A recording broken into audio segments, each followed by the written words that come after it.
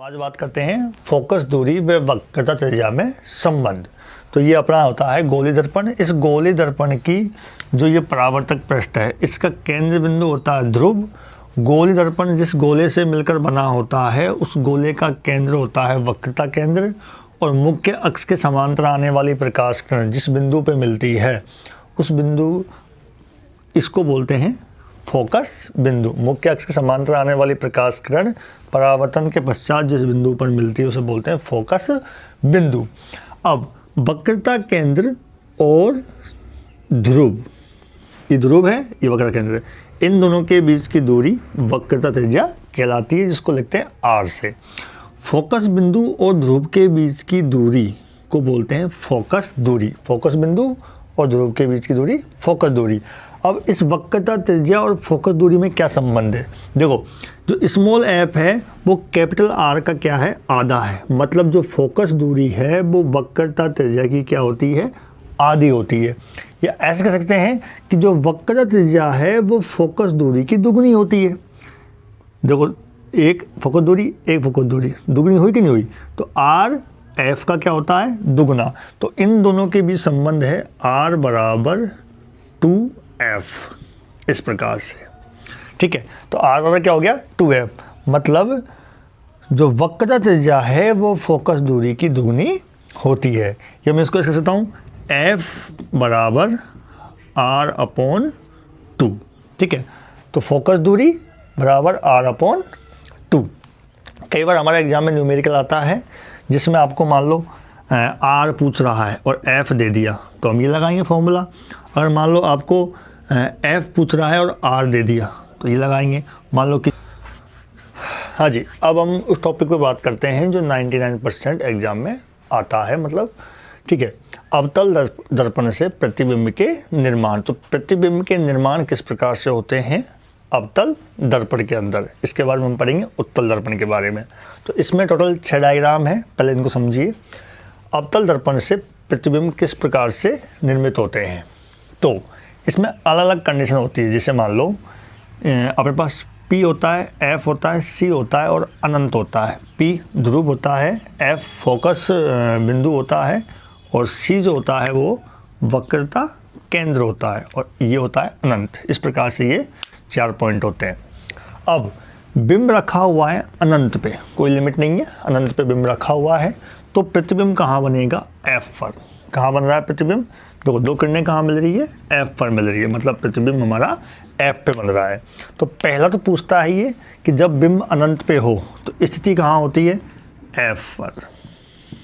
ठीक है, उसके बाद में आकार, तो ये है बिल्कुल बिंदु के आकार का, मतलब अत्यधिक छोटा। जो बिंब है हमारा वस्तु है वो बड़ी है और प्रतिबिंब क्या है, बिल्कुल छोटा है, बिंदु के आकार का। प्रकृति, प्रकृति में है वास्तविक व उल्टा। ठीक है, जो भी वास्तविक प्रतिबिंब बनेगा वो हमेशा उल्टा बनेगा ना। वास्तव में प्रकाश किरण मिल रही है आपस में, इसलिए ये वास्तविक है। ठीक है, और उल्टा होता है। नेक्स्ट, जब बिंब अनंत व C के बीच में हो, पहले बिंब कहाँ पर था, अनंत पे था, अब खिसक के कहाँ पे आ गया, अनंत और C के बीच में आ गया। तो पहले जब बिंब अनंत पे था तो प्रतिबिंब कहाँ बन रहा था, F पर। अब बिंब जो है वो आगे किसका, यहाँ पे आ गया, तो प्रतिबिंब आगे खिसक गया, है ना। तो जो पहले अनंत पे था तो F पे बन रहा था, अब वो जब बिंब अनंत और C के बीच में आया तो बिंब प्रतिबिंब वो है F से कहाँ पे आ गया, C और F के बीच में। तो स्थिति क्या हो गई, C व F के बीच। Clear, okay. आकार, देखो बिंब बड़ा है, प्रतिबिंब छोटा है, तो छोटा। प्रकृति वास्तविक रहेगी और उल्टी रहेगी, ये सेम रहेगा सब में, वास्तविक व उल्टा। ठीक है, तो जब बिंब अनंत व C के बीच में हो तो प्रतिबिंब कहाँ बनता है, C व F के बीच में, छोटा, वास्तविक व उल्टा। अब देखो तीसरी कंडीशन, जो ये तीसरी कंडीशन है और ये अपने पास चौथी कंडीशन है। अब बिंब आ गया सी पर, तो जब बिंब सी पर हो तो प्रतिबिंब कहाँ जाएगा, सी पर, क्योंकि जब बिंब अनंत और सी के बीच में था तो प्रतिबिंब सी और एफ के बीच में था। ठीक है, अब बिंब आए किसका, सी पर, तो प्रतिबिंब इधर आ गया किसके, सी पर। तो जब बिंब सी पर हो तो प्रतिबिंब भी कहाँ बनता है, सी पर बनता है। तो प्रतिबिंब बनता है सी पर। आकार देखो सेम साइज। ठीक है, तो आकार क्या होता है, समान आकार, समान आकार। प्रकृति वही वास्तविक, वास्तविक व उल्टा बनता है प्रतिबिंब। ठीक है, अब सी से आगे किसके कहाँ जाएगा, सी और एफ के बीच में, सी व एफ के बीच में। तो ये यहाँ पे एफ मान लेते हैं, ये सी और सी और एफ के बीच में बिंब रखा हुआ है। तो प्रतिबिंब पहले सी पर बन रहा था, अब सी से दूर। हो क्या रहा है, जैसे जैसे हम बिंब को आगे बढ़ा रहे हैं प्रतिबिंब पीछे की ओर आ रहा है। जब सी पर था तो सी पर था, सी और एफ के बीच में आए किसका, तो ये पीछे आ गया। तो ये देखो ना तो अनंत पे है ना सी पर है, सी से दूर, तो प्रतिबिंब हो गया सी से दूर। आकार कैसा है, बड़ा है। ठीक है, ये बड़ा। प्रकृति कैसी है, वास्तविक व उल्टा।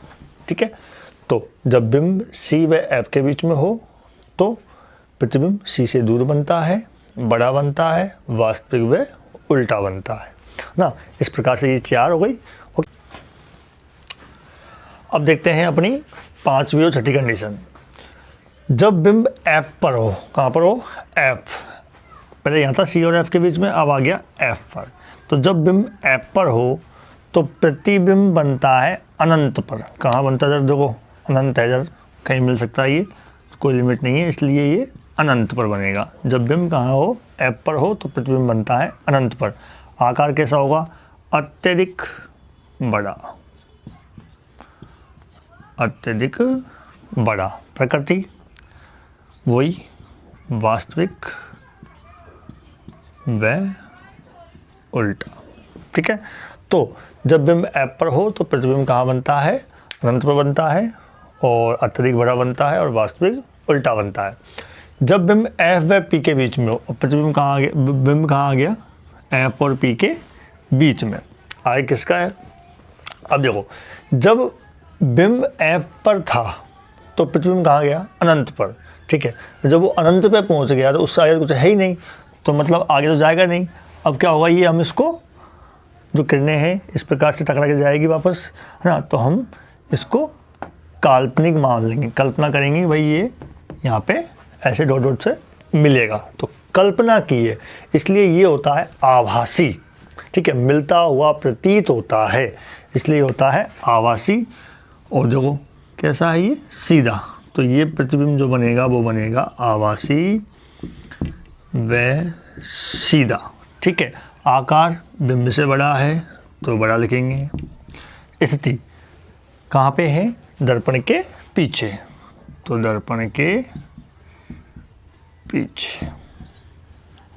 ठीक है, तो जब वस्तु P और F के बीच में रखी हो तो प्रतिबिंब दर्पण के पीछे बनता है, बिंब से बड़ा बनता है, और आभासी व सीधा बनता है।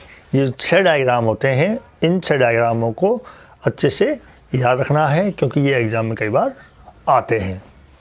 ठीक है, अभी अपन ने पढ़े अवतल दर्पण से प्रतिबिंब के निर्माण, अब हम पढ़ेंगे उत्तल दर्पण से। इसमें 2 ही कंडीशन होती है सिर्फ। ठीक है, जब बिंब अनंत पे हो, देखो ये उत्तल दर्पण है तो यहाँ पे कोई पॉइंट नहीं है, ओनली ये ध्रुव है और इधर क्या है, अनंत।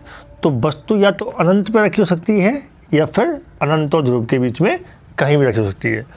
तो प्रतिबिंब अनंत पे हो तो कहाँ बनेगा, एफ पर, दर्पण के पीछे एफ पर।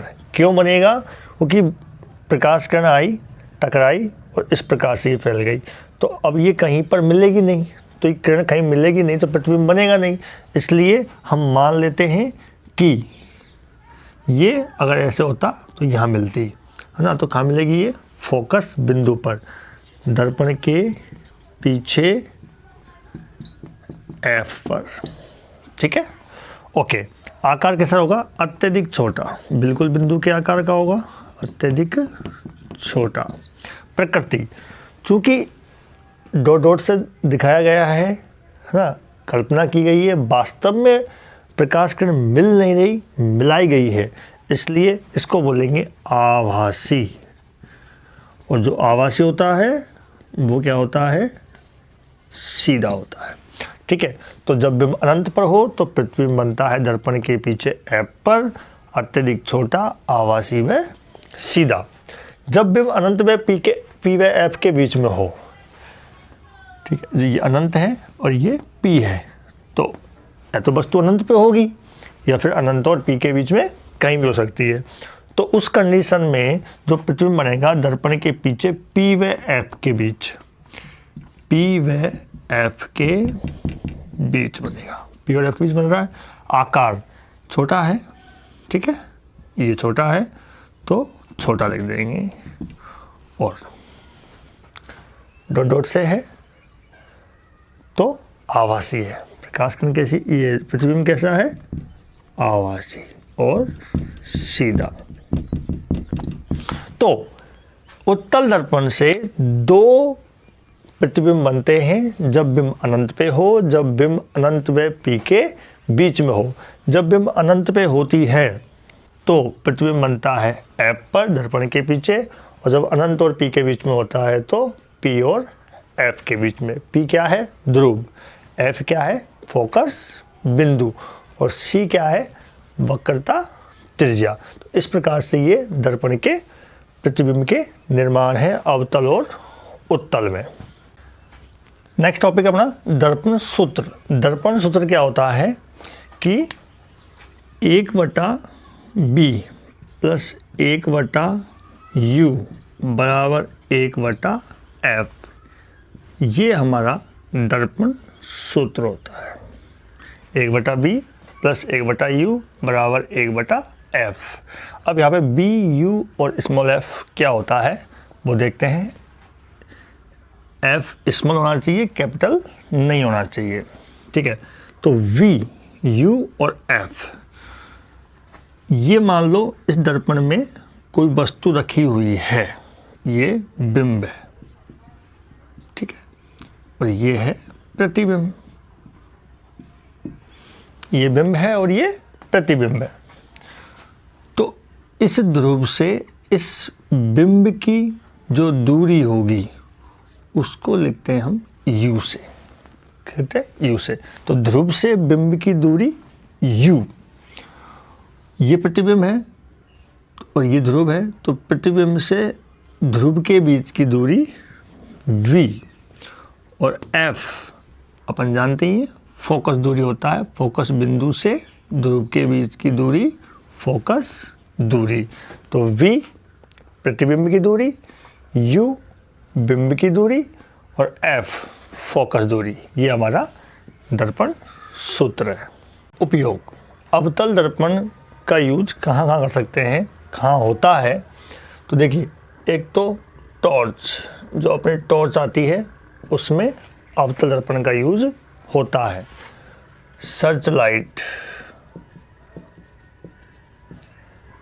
गाड़ी की हेडलाइट, इनमें अवतल दर्पण का उपयोग होता है। क्यों होता है? क्योंकि जो ये अवतल दर्पण होता है ये प्रकाश को फैलने नहीं देता, ठीक है। और अगर मान लो टॉर्च है, सर्च लाइट है, गाड़ी की हेडलाइट है, अगर उनका जो प्रकाश है वो फैल जाएगा तो क्या होगा, वहीं फैल जाएगा, तो दूर का दिखाई नहीं देगा, मतलब दूर तक प्रकाश जाएगा नहीं तो दूर का दिखाई नहीं देगा। इसलिए अवतल दर्पण का यूज करते हैं। इसके अलावा सौर भट्टी में भी इसका यूज, सौर भट्टियों में इसका यूज करते हैं, जो सूर्य से जो चलती है भट्टियाँ, उसमें इसका यूज करते हैं प्रकाश को केंद्रित करने के लिए। अवतल दर्पण प्रकाश को क्या करता है, केंद्रित। अपन देखा प्रकाश किरण आई, क्या करेगा, ये केंद्रित करता है इस प्रकार से, ठीक है। तो प्रकाश को केंद्रित करता है, इसलिए सौर भट्टियों में इसका यूज करते हैं। इसके अलावा दंत चिकित्सक जो होते हैं, दांतों के डॉक्टर, वो भी दांतों का बड़ा प्रतिबिंब प्राप्त करने के लिए इसका यूज करते हैं। तो इन सब चीज़ों में इनका यूज़ होता है। उत्तल दर्पण की मैं बात करूं तो इसका यूज अपनी जो गाड़ी होती है, ठीक है, तो गाड़ी के साइड ग्लास में, जो साइड ग्लास होता है उसमें इसका यूज, साइड जो दर्पण होता है उसमें इसका यूज करते हैं, ताकि पीछे के वाहनों को देख सकते हैं कि कौन सा वाहन आ रहा है, क्या आ रहा है, ठीक है। इसके अलावा एटीएम मशीनों में भी इसका यूज़ करते हैं। एटीएम मशीनों में सुरक्षा के लिए इसका यूज़ किया जाता है। मान लो एटीएम मशीन में अपन पिन डाल रहे हैं तो छोटा सा एक दर्पण होता है जिसमें अपन को पीछे का सब कुछ दिख जाता है, तो उसके लिए भी इनमें यूज करते हैं किसका, उत्तल दर्पण का। प्रकाश का अपवर्तन, ये नई घटना है प्रकाश की, प्रकाश का अपवर्तन। एक माध्यम तो ये है और एक माध्यम ये है, मतलब ये हवा है और ये जल मान लेते हैं, दो अलग अलग माध्यम हो गए, ठीक है। इसको माध्यम फर्स्ट मान लेते हैं, इसको माध्यम सेकंड मान लेते हैं।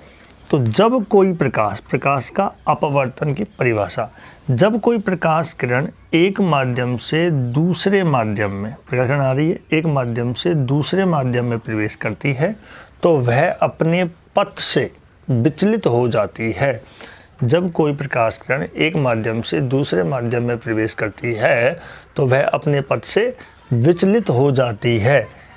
प्रकाश की यह घटना प्रकाश का अपवर्तन कहलाती है। दो प्रकाश किरण आई, इसमें जैसे इसमें आई तो ये जानी चाहिए यूँ सीधी, लेकिन झुक गई, तो इसको बोलते हैं प्रकाश का अपवर्तन। आने वाली प्रकाश किरण वही आपतित किरण होती है, जाने वाली अपवर्तित किरण, ठीक है। अपवर्तित किरण, बीच में ये अभिलंब है।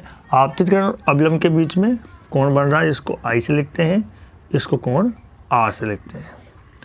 इसको बोलते हैं आपतन कोण, इसको बोलते हैं अपवर्तन कोण, अपवर्तन कोण।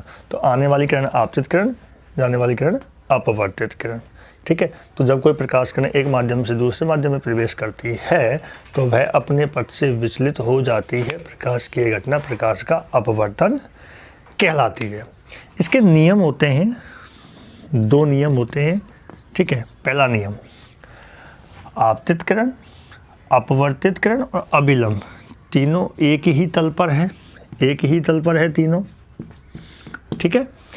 तो ये हो गया इसका फर्स्ट नियम। सेकंड नियम होता है sine i upon sine r is equal to mu. क्या है ये नियम? आपतन कोण की ज्या साइन आई, आपतन कोण, आई क्या है? आपतन कोण है, और आर क्या है? अपवर्तन कोण है। तो आपतन कोण की ज्या तथा अपवर्तन कोण की ज्या का अनुपात स्थिरांक होता है। ये म्यू है जो कि एक स्थिरांक है, ठीक है। तो आपतन कोण की ज्या तथा अपवर्तन कोण की ज्या का अनुपात स्थिरांक होता है। ये इसका सेकंड नियम है और ये इंपॉर्टेंट है, ध्यान रखना। इसको स्नेल का नियम भी कहते हैं, स्नेल का नियम। तो डायरेक्ट से पूछ ले कि स्नेल का नियम क्या होता है, तो आपतन कोण की ज्या तथा अपवर्तन कोण की ज्या का अनुपात स्थिरांक होता है। इसे स्नेल का नियम भी कहते